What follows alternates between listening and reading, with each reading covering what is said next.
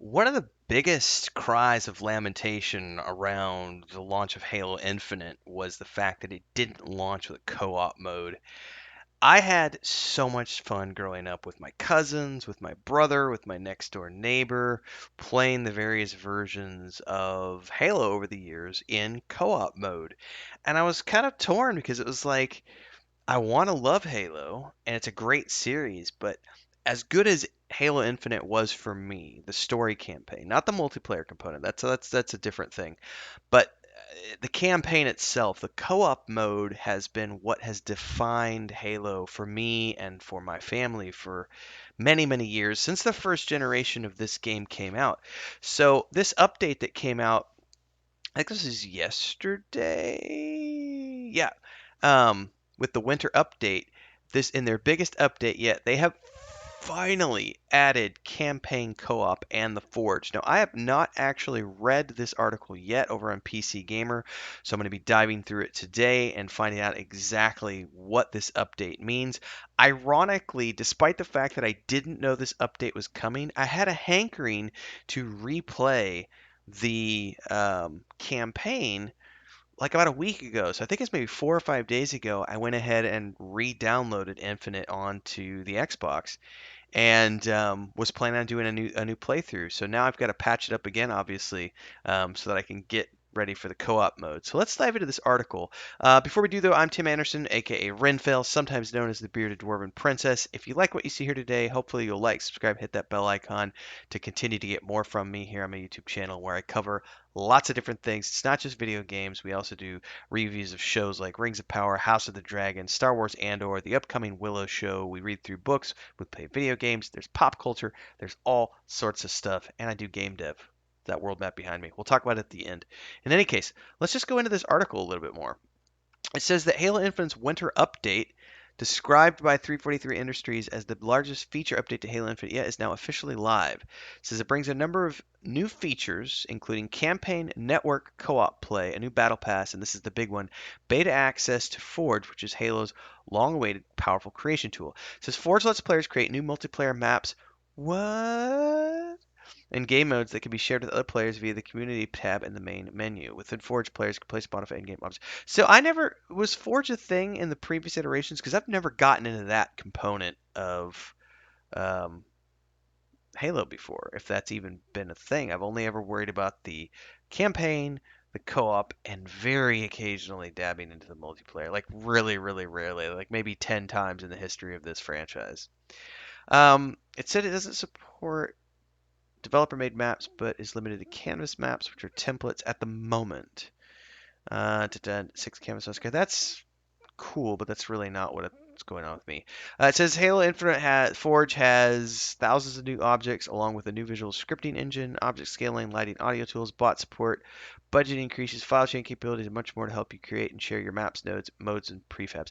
That sounds really cool for providing a longevity component to Halo Infinite that's going to keep it alive within the community while they work on other things, which is really cool. The game, by the way, Halo Infinite, I have not gotten into the multiplayer yet.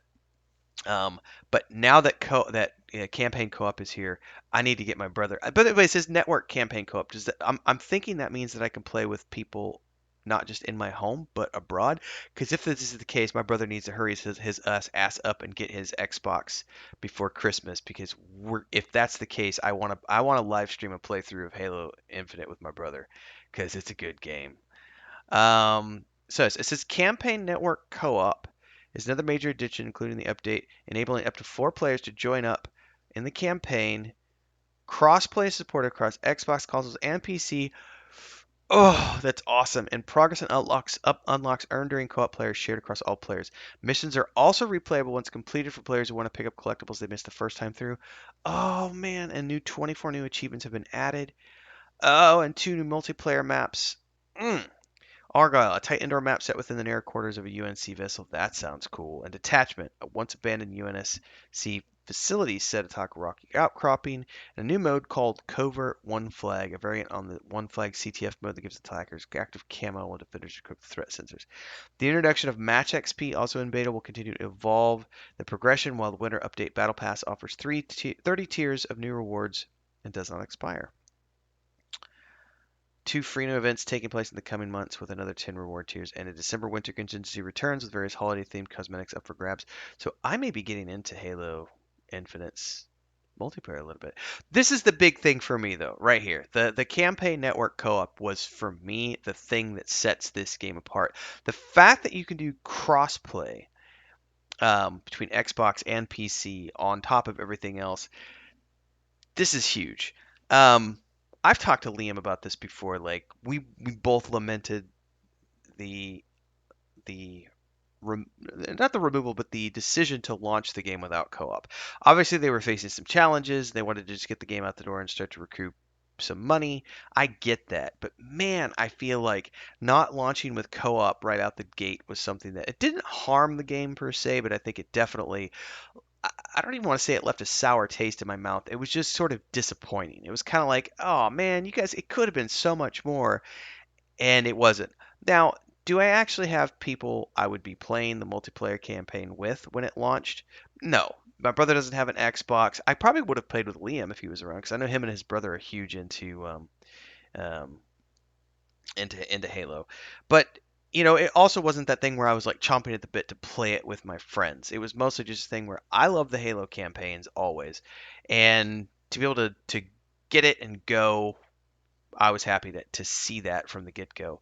That was the first game I got with my console, with my Series X, and I played through that campaign and loved every second of it. It was a great Halo campaign.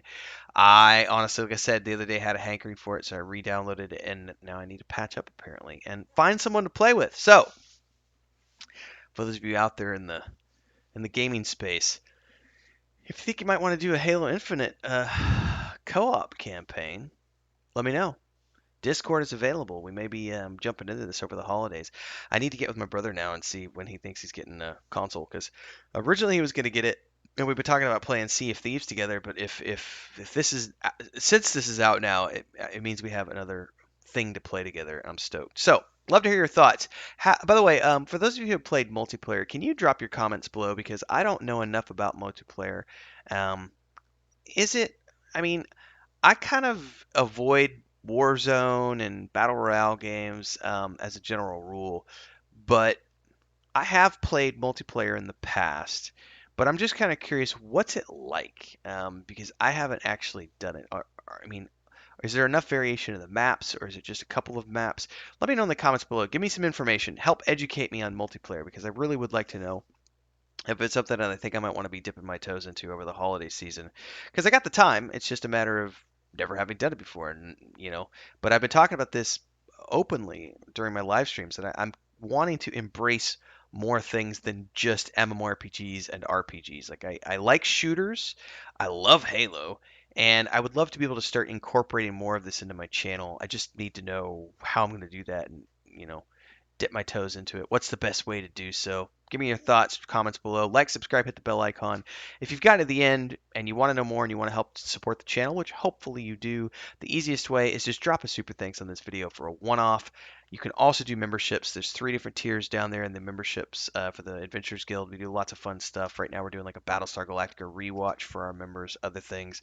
And I do game dev with my brother and my wife with that world map behind me. You'll find more information about that over at our Patreon page. So check that out. Hopefully I'll see everybody in the next episode. Stay safe. Happy gaming. Keep me posted, everybody. Let's look forward to some Halo Infinite co-op. Hell yeah.